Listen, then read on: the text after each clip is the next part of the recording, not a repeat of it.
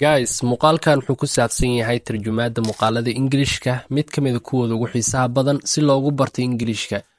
This old guy was choking on his food and I saved his life. This old guy was joking on his food and I saved his life. Ninka odayga cuntadiisa ku margatay noloshiisa ayana badbaadiyay. Kidding, did you harm like him? No. Did you harm like that? Maadaa wax yeeleeyay oo u sababay? Oh, I said, oh my god, I think that old guy's choking, and then one of the busboys heimlicked him.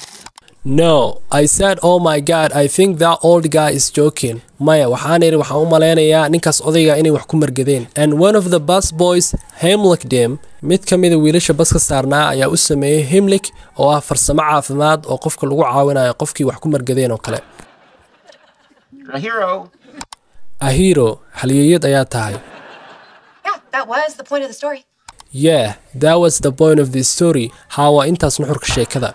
Oh yeah, speaking of work, do you know if you have Thursday night off? Oh yeah, speaking of the work, do you know if you're Thursday night off? Haddaan ka hadla shaqada, ma ogtahay in habeenka Khamiista aad leedahay fasax? Night off waxa waaye markii aad fasax leedahay kale ayaa la isticmaalaa. I think so. Why? I think so. Why? Saasaan u maleynaa. Maxaana? Why, it's Valentine's Day. Why? It's Valentine's Day. Sababtoo ah waa maalinta jacaylka adduunka.